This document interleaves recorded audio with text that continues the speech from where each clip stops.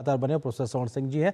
Professor स्वर्ण सिंह जी, ये जो तस्वीरें इस वक्त हम अभी देख रहे हैं, किन वो मसलों, क्योंकि हम लोग लगातार सेक्टर्स की बात कर रहे थे, किन अहम बिंदुओं पर इस वक्त बातचीत हो रही हो? क्योंकि खुशनुमा माहौल के बाद एक जब सीरियस डिप्लोमेसी होती है तो बहुत संयमित तरीके से आगे बढ़ने का एक आधार तैयार किया जाता है।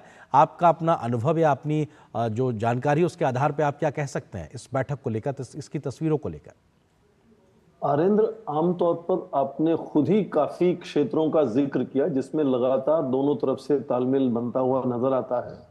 तो उसमें चाहे वो द्विपक्षीय आपस में कितनी साझेदारी कितने क्षेत्रों में आगे लेकर जाना है, चाहे वो ऊर्जा के संसाधनों की बात हो, जो गैस और ऑयल की या रिन्यूएबल रिसोर्सेज की बात हो, जिसमें सोलर अलायंस में किस तरह से भारत उनको जोड़ सकता है या किस तरह से उनको सहायक हो सकता है। एजुकेशन एक बहुत अच्छा सेक्टर है जिसमें आईसीटी भी, इंफॉर्मेशन एंड कम्युनिकेशन टेक्नोलॉजी भी जुड़ जाता है। कृषि को लेकर भी आपने जिक्र किया, उसमें भी बात हो सकती है।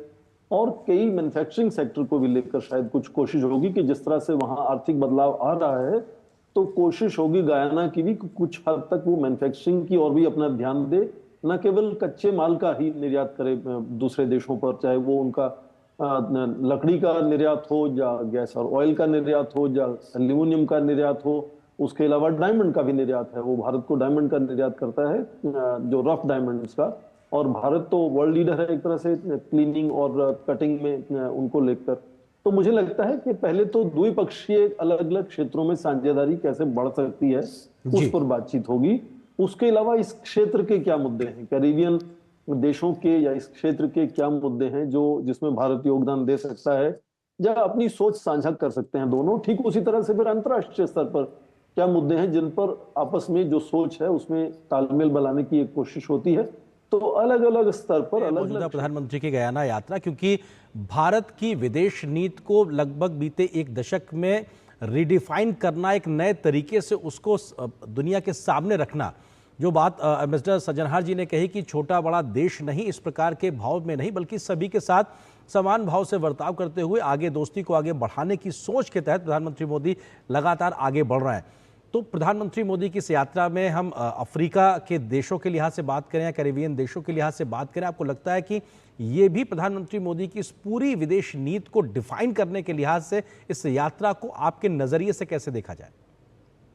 एक तो आरिंद्र बाइलेटरल पर्सपेक्टिव है जो एम्बेसडर सज्जनहार ने बहुत खूबसूरती से बयान किया अभी, कि हमारे ऐतिहासिक और धार्मिक और सांस्कृतिक संबंध है इन सब लोगों के साथ और लगातार तालमेल बना ही रहा है। वहाँ के राष्ट्रपति भारतीय मूल के हैं, भारत में रह चुके हैं, शिक्षा ग्रहण कर चुके हैं वगैरह। पर आपने जो बड़ा परिप्रेक्ष्य सामने किया है अभी, कि भारत का जो विश्व स्तर पर ग्लोबल साउथ पर जो पूरा ध्यान है केंद्रित, उस नजरिए से भी देखें तो ये दक्षिण अमेरिका को भारतीय विदेश नीति का द लास्ट फ्रंटियर के नजरिए से एक जमाने में देखते थे। तो जो लगातार भारत की छवि बदली है और भारत की कनेक्टिविटी एंगेजमेंट ग्लोबल होती हुई नजर आती है, जिसमें ग्लोबल साउथ पर प्रधानमंत्री मोदी का पूरा ध्यान है, उसके चलते आप देखें कि हमारा जो रुझान है इन सब देशों से जुड़ने का, वो बहुत अलग है। आज आप पिछले 2 या 3 साल में विदेश मंत्री की यात्राएं देख लें। 2021 में डॉक्टर जयशंकर मैक्सिको गए, फिर 2022 में वो अर्जेंटीना गए, ब्राजील गए, पैराग्वे गए, और पिछले साल वो पनामा, गयाना, यहाँ प्रधानमंत्री अभी हैं, कोलंबिया और डोमिनिकन रिपब्लिक में गए। तो ये लगातार जो विदेश मंत्रालय का फुटवर्क जिसको हम कहते हैं, कि वो लगातार कोशिश होती है कि इन देशों से जुड़ते रहें। और फिर जब प्रधानमंत्री जाते हैं तो अभी कैरिकॉम इंडिया सेकंड समिट होने वाली है, इससे पहले G20 समिट हुई, वहां भी एक वहां के क्षेत्र के जो आउटरीच हुई है वहां के नेताओं के साथ, वहां के राष्ट्रीय अध्यक्षों के साथ। तो कुल मिलाकर इस यात्रा में केवल कैरिबियन और साउथ अमेरिका के जो देश हैं, करीब करीब आप देखें सब लोगों से मिलकर करीब 30 के आसपास राष्ट्रीय अध्यक्षों से इसी यात्रा में तालमेल बन जाता है। और उसके साथ संसद का अधिवेशन तो है, पर संसद का विशेष अधिवेशन जैसे आपने कहा, वो भी एक अवसर है कि वहां की जो पॉलिटिकल इलीट है वो अलग अलग क्षेत्रों से है, अलग अलग सेक्टर से है, अलग अलग नजरिए की वो रूलिंग एलीट एक तरह से है। तो पूरी जो वहां की पॉलिटिकल इलीट है उससे भी जुड़ने का भारत के प्रधानमंत्री को मौका मिलता है, ताकि आने वाले समय में जब और कई चीजें तय होंगी, निर्णय होंगे वहां की सरकार के, तो उसमें भारत का क्या रवैया, क्या भारत की छवि उनके सामने आती है। और बाकी चीजें तो हैं, पर अभी मुझे लगता है जो एम्बेसडर सज्जनहार ने जिक्र किया कि 2015 से ऑयल एंड गैस का जो वहां डिस्कवरीज हुई हैं, जो उन्होंने कतर का उनको उससे मुकाबला किया कि वो बन सकता है आने वाले समय में, तो क्या ओएनजीसी वहां जाकर कुछ आपस में तालमेल बना सकती है, साझेदारी बना सकती है? क्योंकि भारत भी करीब करीब 88% क्रूड ऑयल इंपोर्ट करता है, और उसमें हम करीब पिछले साल अब देखें तो 132 अरब डॉलर हमने खर्च किए हैं। तो यदि इस तरह से गयाना में इतनी बड़ी एक तरह से रिजर्व्स मिलती हैं गैस एंड ऑयल की, और भारत की इतनी जरूरत है इंपोर्ट करने की, तो मुझे लगता है आने वाले समय में वो बहुत बड़ा आपस में तालमेल बनने वाला है दोनों देशों का, जी। जिससे मुझे लगता है कि जो साझेदारी, जो हमारी आर्थिक साझेदारी है, जो पिछले 5 सालों में भी लगातार वार्षिक स्तर पर आप देखें 25% से भारत के एक्सपोर्ट बढ़े हैं, तो तालमेल पहले से तेजी से बढ़ रहा है, दोस्ती बड़ी अच्छी है, और आने वाले समय में बहुत सारे नए आयाम खुलने वाले हैं, चाहे वो डीपीआईज को लेकर हो, फार्मा को लेकर हो, आईटीसी सेक्टर को लेकर हो, एजुकेशन को लेकर हो, और आने वाले समय में गैस और ऑयल को लेकर हो।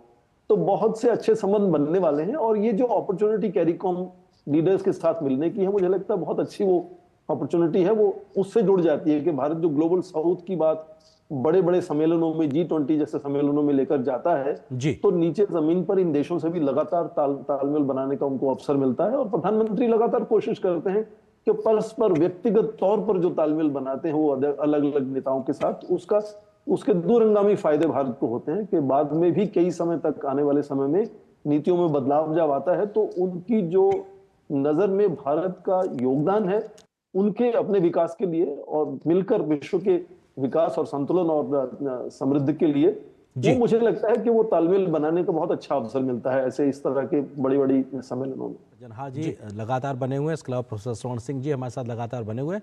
स्वर्ण सिंह जी, किस तरह से देखा जाए, अगर हम भारत गयाना के लिहाज से बात करें तो हमने एनर्जी सिक्योरिटी के लिहाज से बात की, लेकिन और कौन से ऐसे सेक्टर्स हो सकते हैं जहां पर संभावनाएं, पोटेंशियल्स दिखाई पड़ते हैं कि दोनों देशों को बेहतरी से आगे बढ़ने की एक गुंजाइश दिखाई पड़ेगी, चाहे संसाधनों के आधार पे हो या फिर एक्सपर्टीज के आधार पे हो?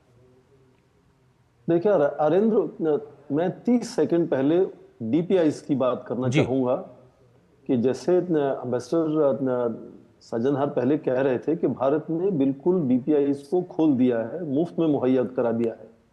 ये समझना जरूरी है कि पूरे मानव इतिहास में जब भी अति आधुनिक तकनीक कोई भी देश ढूंढता था, जब कामयाब होता था बनाने में, तो वो आसानी से दूसरों को नहीं देता था, या मित्र देशों को ही देता था, बहुत बड़ी कीमत पर देता था, वगैरह वगैरह। तो जब भारत ने सर्वव्यापी महामारी के चलते भी, आप देखें कोविन ने एक प्लेटफॉर्म बनाया, वो भी कई देशों को दिया। अब ये ऑनलाइन यूपीआई जो पेमेंट प्लेटफॉर्म है, वो भी सब देशों को। जो पूरा नरेटिव है कि जो आपके पास अति आधुनिक तकनीक है, केवल उससे आप फायदा मुनाफा कमाने के नजरिए से ना देखें, उनको दूसरे देशों के साथ विकास की जो कोशिश है उसमें जोड़कर देखने की जो तरीका भारत का है। और वही तरीका नया नहीं है। 50 के दशक में जो international technical and economic cooperation programme launch हुआ था, उसमें भी कोशिश यही थी कि ना केवल वित्तीय सहायता दी जाए, बल्कि उनको प्रशिक्षण दिया जाए कि वो स्वयं समर्थ हो इसके कि अपना विकास खुद कर पाए। तो शिक्षा प्रशिक्षण पर पूरा ध्यान उस वक्त भी रहा था। तो भारत का जो तरीका है चीजों को करने का और उनको आगे लेकर जाने का, वो अलग है। और जब आज भारत पूरे कई देशों तक पहुंच पा रहा है, तो जाहिर है कि वो भारत का तरीका अलग है, वो नजर आना शुरू हो गया है। अब बात आती है कि क्या अलग अलग क्षेत्रों में हम तेल तो एक है क्षेत्र जिसमें बड़ी तेजी से हम आगे बढ़ सकते हैं, और उसके अलावा best practices in agriculture, for example कृषि में हम कितना उनको सहायता कर सकते हैं। फार्मास्यूटिकल का सेक्टर, जिसमें भारत को फार्मेसी ऑफ द वर्ल्ड कहते हैं, तो दवाइयां पहुंचाना अलग बात है, क्या उनको अपने आप इस क्षेत्र में सक्षम बनाने में सहायता हो सकती है।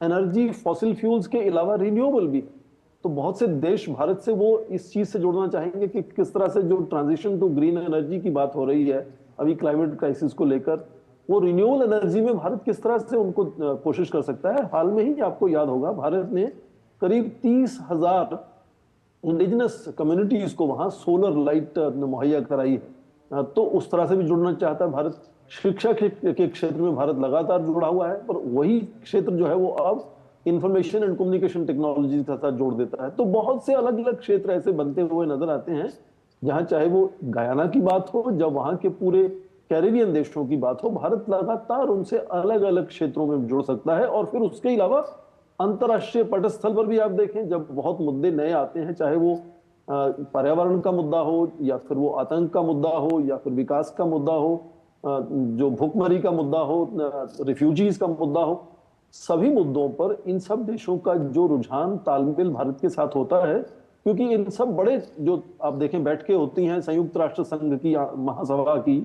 तो ये सभी राष्ट्रों की उसमें एक वोट होती है। तो यदि भारत इनकी सोच को लेकर आगे कोई बात बढ़ाता है, तो इनका समर्थन लगातार भारत से जुड़ा रहता है। तो भारत जब विश्व स्तर पर अपना योगदान देने की कोशिश में है, तो चाहे देश छोटे हों या बड़े हों, हर किसी का बहुत अहम उसमें एक तरह से योगदान हो सकता है कि भारत की बात जो है वो विश्व स्तर पर किस तरह से प्रभावी हो पाए। और जो भारत लगातार कोशिश करता है कि जो अंतर्राष्ट्रीय स्तर पर निर्णय लेने के तौर तरीके हैं, जो संस्थान हैं, उनमें सुधार लाने की जरूरत है। नए मुद्दों पर नए तरीके की सोच लाने की बात जरूरी है आज। तो इन सभी देशों का समर्थन भारत को और भारत के साथ तालमेल जो है वो उस स्तर पर भी बहुत जरूरी हो जाता है। तो एक तो जमीनी स्तर पर आप दोस्ती बनाते हैं, फिर अंतर्राष्ट्रीय स्तर पर भी या क्षेत्रीय स्तर पर भी कई मुद्दों पर उनके साथ तालमेल भारत को बहुत प्रभावी बनाता है कि अपनी बात किस तरह से वो बड़ी बड़ी बैठकों में रख सकता है और क्या विश्व उसको सुनने को तैयार है। तो अलग अलग स्तर पर इनका योगदान भारत के साथ है, और ठीक उसी तरह से भारत का योगदान इनके विकास और सुरक्षा में। प्रधानमंत्री नरेंद्र मोदी इस वक्त गयाना में मौजूद हैं, जहां पर वो द्विपक्षीय बैठकों के शिरकत करेंगे। साथ ही साथ वहां पर भारत कैरिकॉम जो शिखर सम्मेलन है उसमें भी आज शिरकत करने का उनका कार्यक्रम है। दो खास मेहमान लगातार हमारे साथ बने हुए हैं प्रधानमंत्री की इस यात्रा के तमाम पहलुओं पर विस्तार से बात करने के लिए। और प्रोफेसर स्वर्ण सिंह जी, आपसे अगर समझने की कोशिश करें तो किस तरीके से ग्लोबल साउथ की मुखर आवाज के तौर पर प्रधानमंत्री मोदी जब तमाम कंसर्न्स को वैश्विक मसलों पर रखते हैं, तो शायद यही वो बड़ी वजह है जब प्रधानमंत्री जब व्यक्तिगत स्तर पर भी तमाम इस इलाके के देशों के साथ में साउथ साउथ कोऑपरेशन के साथ आगे बढ़ते नजर आते हैं। अफ्रीका से लेकर कैरेबियन तमाम देशों के साथ में इस प्रकार का जो मेल मिलाप है वो भी बहुत महत्वपूर्ण है, क्योंकि 2019 में न्यूयॉर्क में यूएनएससी के इतर जब प्रधानमंत्री मोदी की कैरिकॉम देशों के साथ में मुलाकात होती है, वो पहला एक तरीके सम्मेलन, और अब दूसरे की बात है। तो क्या ये वो अपने आप में एक पर्सनल टच देना प्रधानमंत्री मोदी का उन तमाम शिथिल हो चुके दोस्ताना संबंधों को, ये वो भारत को एक तरीके से अगुवा बनाता है जब ग्लोबल साउथ की मुखर आवाज या कहा जाए उनके कंसर्न्स को रखने की बात आती है तो सबकी नजर भारत की ओर जाती है? देखिए, ये विश्व से जुड़े रहने की जो सोच है, जो दर्शन है, वो तो भारत की सभ्यता से ही आता है, और प्रधानमंत्री बार बार इसका जिक्र भी करते हैं।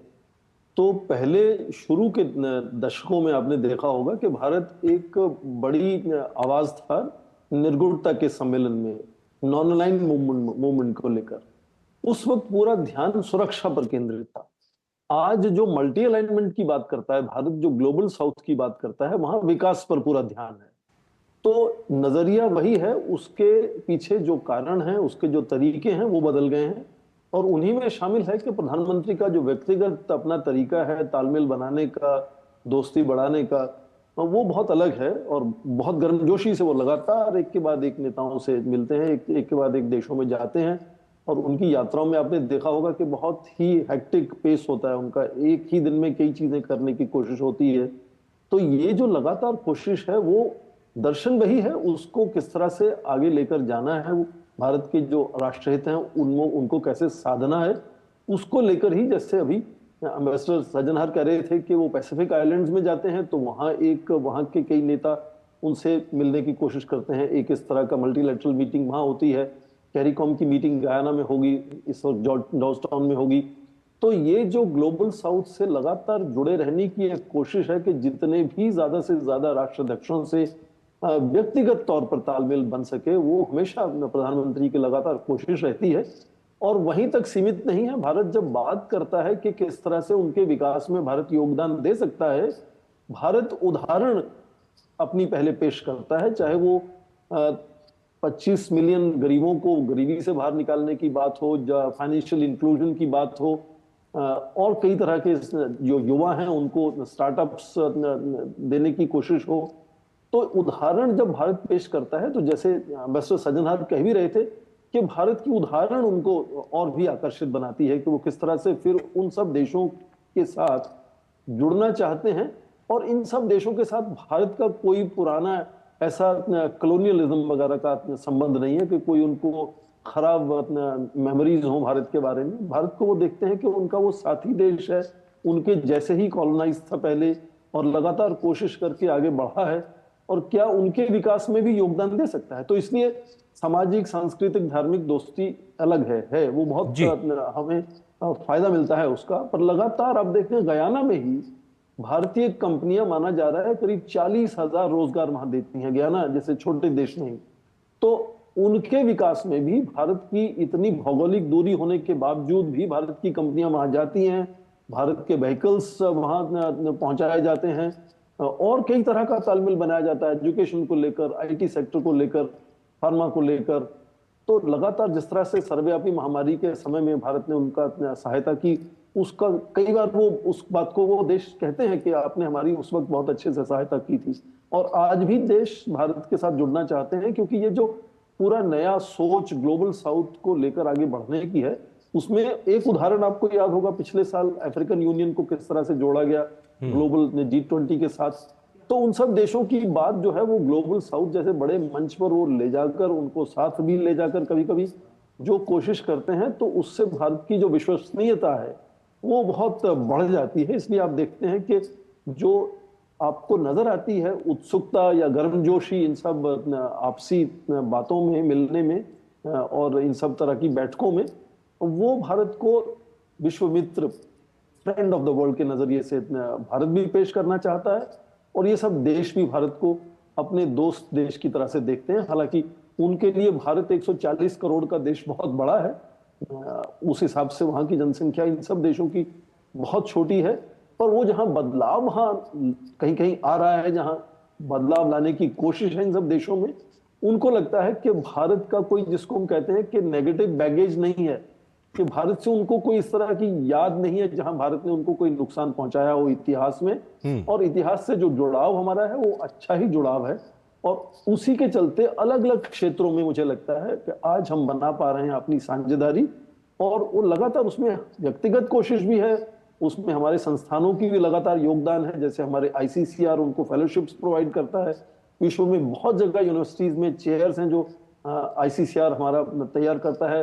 50 के दशक से आईटेक प्रोग्राम है, उसी के देखें कि वहां के जो राष्ट्रपति इरफान अली हैं वो उसी के बेनिफिशियरी हैं आईटेक प्रोग्राम के। करीब 800 इस तरह के लोग गयाना जैसे छोटे देश में ही हैं जिन्होंने फायदा उठाया है भारत की इस तरह की नीतियों का। लाइन ऑफ क्रेडिट की बात होती है, कई देशों में है, यहाँ भी है।